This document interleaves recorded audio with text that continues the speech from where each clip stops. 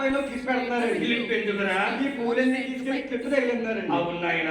జడ లేదు, మూడు లేదు, పువ్వులు ఎక్కడ పెడతారు మరి? అవునండి. కిప్పులు వచ్చినాయి మధ్య రకరకాల మోడల్ కిప్పు. అవునండి. ఓ కిప్పు కూడా తగిలించేస్తాం, దాని పువ్వులు తగిలించేస్తాం. అవునండి. ఇదిగో ఎంత ఉంది ఇలా ఆవిడండి అంతా తెల్లబడిపోయింది. రంగేష్ మరి పెట్టేస్తుంది ఈ మధ్య. అవునండి. కిప్పులు పూలు వేస్తుంది అంతే. ఆడవారి మళ్ళీ అలా ఉందండి. ఈ మా మగవారి మళ్ళీ ముందే చెప్పక్కర్లేదు. ఈ కుర్రోలు మోడల్ ఎలా ఉంది? మా ఊడంటే గుండు కూడా ఇచ్చేసాడు కానీ మోడల్ గద్ర ఏంటండి మధ్య ఊరికెళ్ళ పెంచారండి వీడు. పీతాల్లో పెంచేసి పైన మాత్రం ఉంచి ఊరు పడేస్తాడండి. ఎందుకంటే పూర్వం పెద్దలు మెడ వస్తారని చెప్పి అడ్డగత్రి వేసేసేవారండి మన పెద్దలు. అవునండి. ఆ అడ్డగత్రి ఇప్పుడు మోడల్ గత్ర అయిపోయింది. అవునండి. పైన ఉంటే 4 ఎంటులండి.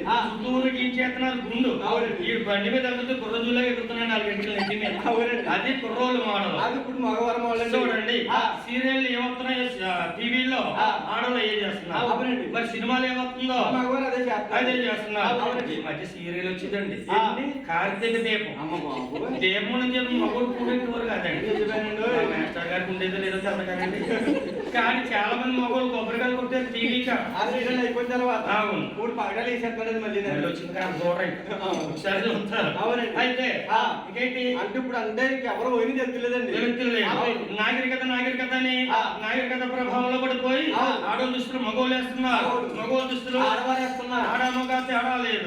ప్యాంటు షర్టు మరి వేసుకోవచ్చు. మరి చీర మగవాడు అదే ఇప్పుడు ఫ్యాషన్ అండి. చీర కట్టుకున్నావు అడిగారు కావాలి మాస్టర్ అవుతున్నాడు. నీ ఇష్టం నా ఇష్టం అది నీ ఇష్టం నువ్వు కట్టుకుని ఎట్లా నేను కట్టుకున్నావు.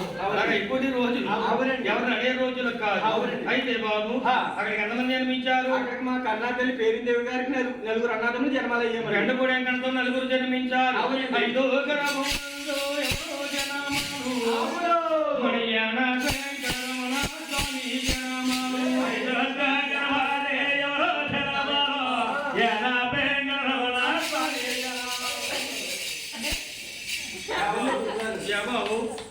ఎవరో గురుగారు ఎంతేడి సభలో ఈ అబ్బడి మట్టిలో మా ఇదోడి యానపెంగని పేరు తేడా కీ లేదండి. యానపెంగని పేరు తేడా కీ లేదంటున్నావు. మీలో పుట్టలేదా, కడగలేదా, కులము లేదా, గోత్రము లేదా, కుల గోత్రాలు ఉండగా మాడలేకపోవడానికి కారణం ఏంటయ్యా? మా చిన్నప్పుడు చిన్న తప్పు చేశాడండి మా తమ్ముడు యానపెంకరమణ. ఏమి తప్పు చేసాడు? ఏమిటనుకున్నారు? ఏమిటి? మా కన్నా తెలియ పేరిందేవి గారికి ఈ 7 అన్నదమ్ములు జన్మాలైన తర్వాత 7 కూడా దగ్గరికి పిలిచి నాయన ముందు కలియుగం పొడ తెలుసుకుంది, పుట్టిన కాడి నుంచి పెర తెలుసుకుంది. ఇప్పుడు నుంచే మీరు పూజలు చేస్తే కనుక ముందు మానవలోకంలో మానవులంలో కూడా మిమ్మల్ని పూజించారని మా తల్లి పేరిందేవి గారు 7 అన్నదమ్ముల దగ్గర పిలిచి పెట్టిన పొద్దున్న జీడిపప్పు వేసి చేస్తారు వేస్తారు తినేది బాగున్నాయి. 2 వేసుకుంటే 5 వేసుకోండి అంటే పచ్చి మంచిగా తాగరాదు బాబు.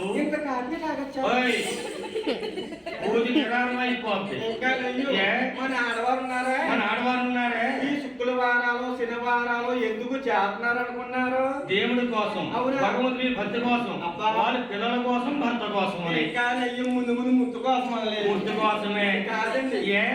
ఈ నోటు పూజలు తీసుకోవడానికి నోటు పూజలు మీ మామ తెచ్చుకుంటున్నారు. మీ మామగారు అడుకో చీమరిగా కట్టుకుంటే కొట్టేంత అది మరి నన్ను పూజలే భగవంతుడి గురించే బాబు. ఇక్కడ గొడవ నాకు అనవసరం. వీళ్ళందరూ గొడవ నాకు అనవసరం. అది ఇంటికాడ మా ఇంటికాడ మా యాపిడి మా వైపు తల్లి మాట చెప్తే గుర్తున్నదండి, తెల్ల మాట చెప్తే గుర్తుచేద్దాను మాట. మా మేనల్లుడు క్యారెట్ ఇంగ్లీష్ చదువులా నేను అర్థం అవుతుంది చెప్తున్నావా? అందులో వైపు అంటే వాడికి అర్థమవుతుంది. తెల్లమంటే ఏంటనుకుంటాడు బాబు. ఇంటికాడ మీ ఆవిడ ఏం చేస్తుంది? మా ఆవిడ చేస్తుందండి శనివారం. ఎలాగనుకున్నాడు? శనివారం అండి పొద్దున్నే 10 గంటలకు ఎగిస్తుందండి మా ఆవిడ. 10 గంటలకు తెలుస్తుంది ఆవిడికి. అవునండి. ఉద్యోగం చేస్తుంది. ఉద్యోగం కాదండి. ఏం చేస్తుంది? మా ఆవిడండి రాత్రి మట్లు 12 గంటల దాకా రిమోట్ అట్టుకోదండి. వెనక ముందుకి ఛానల్ అన్ని మార్చేసి రాత్రి మాటలు ఏమో 12 గంటలకు పడుకుని పొద్దున్నే 10 గంటలకు ఎగిద్దండి. లేచి లగ్గానండి మా ఆవిడ కాఫీ తాగద్దండి. కాఫీ తాగేసి మంచం దిగి సరారా దానం చేసి గుమ్మం కాడకు వచ్చి సూర్యనారాయణమూర్తికి నమస్కారం పెట్టుకుంటాం. ఎలా అనుకున్నాం? ఓ సూర్యనారాయణ, ఓ జయ నారాయణ, ఓ వెంకటనారాయణ. తీసుకుంటున్నారు. ఇదిగోనే మీ నాన్నగారు గోంగూర సెంటర్కి వెళ్తున్నారు. కొత్త అమ్మకి 4 ఇడ్లీ 4 బజ్జీ 2 పూరి 2 దోశ తమ్ముడు అమ్మకి ఉపాసం. ఆటోళ్ళు ఉపాసం ఉంటాడు, రకాలు టిఫిన్ తింటారా పొద్దున్న? అవునమ్మా. మధ్యాహ్నం పొద్దున్న టిఫిన్ అయిపోతుంది. టిఫిన్ అయ్యింది. మధ్యాహ్నం భోజనం ఏంటి అనుకున్నాం? ఏంటి? అది తెసరా పచ్చి పులుసుని బాగా అడిగిద్దాడు. అందులోకి కొబ్బరికాయ చట్నీ ఎందుకురా బాబు? బాబు మా ఆవిడ చట్నీ లేకపోతే ముద్ద దగ్గర ఏదో చట్నీ ఉండాలి. మొన్న కరివేపాకు చట్నీ చేసింది మా ఆవిడ పొద్దున్న టిఫిన్ అయిపోయిందండి. మధ్యాహ్నం భోజనం అయిపోయిందండి. ఇలా అప్పుడండి మరి సాయంకాలం టిఫిన్ తినాలి కదా, అందుకని పొద్దున్నే మా ఆవిడ పప్పు మినపప్పు నానబెట్టుకుందండి. కౌడు పప్పు ఇంటికి బయలు సరిపోతాయి. కానీ ఇక్కడ ఉన్న అందరికీ లేదు, మా చుట్టాలందరికీ లేదు, అందరికీ సరిపోతుంది. ఆవిడ సరిపోదండి. సరిపోతుంది. ఏం సరిపోతండి? ఆవిడ పప్పు అందరికీ సరిపోతుంది. సరిపోదండి. మీ ఆవిడ ఒకదానికే? మా ఆవిడ ఒకదానికేనండి. ఈ పప్పు అంతా మా ఆవిడ ఏం చేద్దాం అనుకున్నారు? ఏం చేద్దాం? 4 గంటలకు రుబ్బుతూ మొదలెడుతుంది. ఏళ్ళ బాబు రుబ్బుతుంది అంటే గ్రైండర్ కొనలేదా? గ్రైండర్ ఎందుకు కొనలేదురా? మా అత్తోరెట్టారు నాకు. మా ఆవిడకండి రుబ్బుతే కానీ రుస్తే వెళ్దండి. అందుకని మా ఆవిడని 4 గంటలకు రుబ్బుతూ మొదలెడుతుంది. 4 గంటలు మొదలెడుతుంది. సాయంత్రం టిఫిన్ అనమాట. బాబు గురువు గారండి మా ఆవిడ కష్టపడిపోతుంది అనుకుంటున్నారు రుబ్బుతూ అంటే. మరి ఏం చేస్తుంది? ఏం చేద్దాం అనుకున్నారు? 4 గంటలకు మా ఆవిడ మొదలెడుతుంది. ఈ లోపల నేను ఏం చేస్తానంటే పొలం వెళ్ళి పాలు పెట్టుకుని ఇంటికి వస్తానండి. నువ్వు టీ కాసి ఈ లోపల టీ తాగేసి నేను బజార్కి వెళ్ళి వస్తానంటానండి. అప్పుడు మా ఆవిడ అంటదండి, ఏమండి నీకు టీ పెడతాను, ఈ లోపల ఈ పప్పు రుబ్బెండి అంటదండి మా ఆవిడ. ఈ మధ్య పప్పు రుబ్బి వేస్తున్నావా? నేనేదండి మా మామయ్య గారు కూడా రుబ్బుతున్నారండి ఈ మధ్యన. మాస్టర్ గారా? ఓ అందుకనా కాజు వెళ్ళినప్పుడు కంగారు వెళ్ళిపోవడం ఇక్కడ ఆడుకుంటానే ఆయన రుబ్బా. ఆయన అంట పెట్టరా పెద్ద పెద్దోళ్ళే రుబ్బాలి అంటే ఒకరికొకరు సాయం చేసుకోవాలి. పెద్ద పెద్దోళ్ళే రుబ్బుతున్నారు. అవునండి. ఎందుకంటే ఇంటి పేరు నిమ్మకాయలు కదండి. నిమ్మకాయలు చిన్నరాజప్ప గారిని ఇక్కడ చేసేవాడిని పోయిన నెలలో. వాళ్ళ తమ్ముడు గారు అబ్బాయికి పెళ్లి. అవునండి. ఆయన ఇలాగా అన్నాడు మా ఊరు. నిమ్మకాయలు కొత్త పిల్లండి. పెద్ద గాడిగిల్లి. ఆయన అన్నాడు కబాలు ఇచ్చి నిజారా బాబు రుబ్బవలసిందే, నేను దేశానికి నేను మంత్రినైనా కానీ రుబ్బవలసింది అన్నాడు. నవ్వులంటే జనం అనుకున్నాను. అలాగంటే బాబు ఒక్కొక్కరు సాయం చేసుకోవాలండి. చేసుకోవాలి. 4 గంటలకు రుబ్బుతూ మొదలెడతాడు. రుబ్బి ఈ పిండి అంతా కిలో తీసుకుని పొయ్యి కాడ కూర్చుని ఒప్పేసేటండి. నీ పిండి మీద రొట్టు నేను అనుకుంటాను మా ఆవిడ చేసిన శనివారం నాకు కొంచెం రొట్టు ముక్క ఎడతని ఆ రోజు పొలం నుంచి నేను గమ్మున వచ్చేసి నాకు వచ్చిన రొట్టు ముక్క ఎట్టి అప్పుడు మా ఆవిడకి వచ్చేస్తాను. ఇంకా నెయ్యి మా ఆవిడ కోపం వచ్చేద్దండి. మీరు ఎంతో సన్నగా ఉంటారని మీ గురించి ఉపాసాలు ఉన్నానా, మీరేమో రొట్టు ముక్క ఎడమంటున్నారా? ఈ రొట్టె అంతా నాకేనండి, మీకు ఉందండి, మధ్యాహ్నం మిగిలిపోయిందండి. అది దసరా పచ్చుపులుసుని అదే ఇప్పుడు అందుకే గారు నువ్వు ఇలా ఇండిపోతున్నావు మధ్య ఇలా ఆవిడ మేడ పెట్టి దిగలాపోతుంది. అవునమ్మా. మాస్టర్ గారు అప్పుడు పడుకున్నారు కానీ ప్రమాదమే. ఏదైనా వస్తే కిందకి దిగలేనంటున్నాను. లిఫ్ట్ వచ్చిందండి. ఇప్పుడు లిఫ్ట్ వస్తుంది బాగా కారు కట్టి వెళ్ళేస్తున్నారు చాలా మంది. కింద హెత్త పైకి లాగేసుకుంటున్నారు అంతే. అవునండి. లేకపోతే ఎవరు ఎక్కుతారు? ఎక్కలేరండి. నిన్నగాక మొన్న పెళ్ళండి ఎలా ఎక్కుతలేదు. గోవిందా అంటే అలా ఉంటాయమ్మా. అలా కాదు. యాన పెంకన్న జన్మించాడు, తల్లి దగ్గర పిలిచింది. ఓ యాన పెంకన్న ఈ 7 గ్రంథములు జన్మించాడు. మరి ఇప్పుడు మీరు తల్లి మళ్ళీ ఉండాలి, దాని జపాలు ఉండాలి. కలియుగంలో మానవులు అందరూ పూజించాలంటే పూజింతారు అని ఏకాదశి నాడు ఉపవాసం పెట్టింది. ఎప్పుడైతే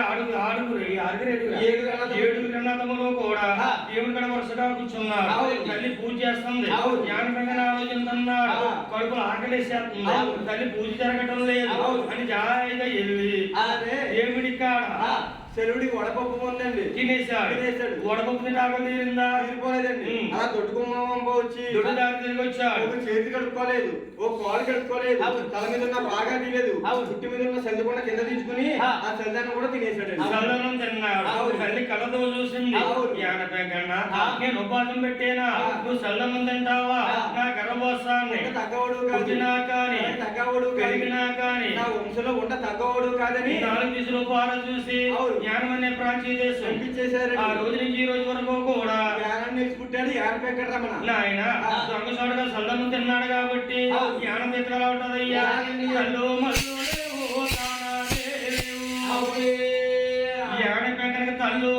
లేవు,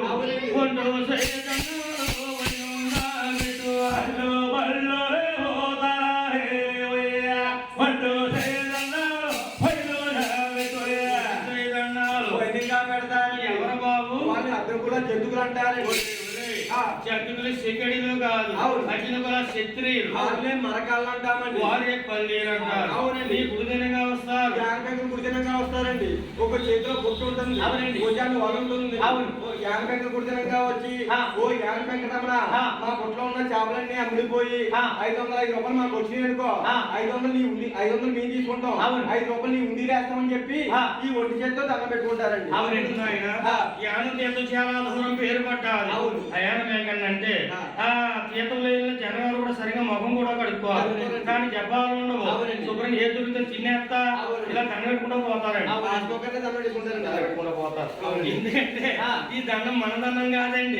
బ్రిటిష్ వాళ్ళ పరిపాలనలో బ్రిటిష్ వాళ్ళు పట్టుకొచ్చి నేర్పారని మాట నమస్కారం పెడతాం. అవునండి. బండి మీద వెళ్తున్నారు అనుకోండి జనం, అలాంటి మాస్టర్ కనబడితే ఇలాగ అంటున్నారు. అవునవును. ఆ నమస్కారం తెలుస్తుంది, పని చెబుతున్నా తెలుస్తుంది. అవునండి. కానీ ఇది నమస్కారం కాదు నాయన.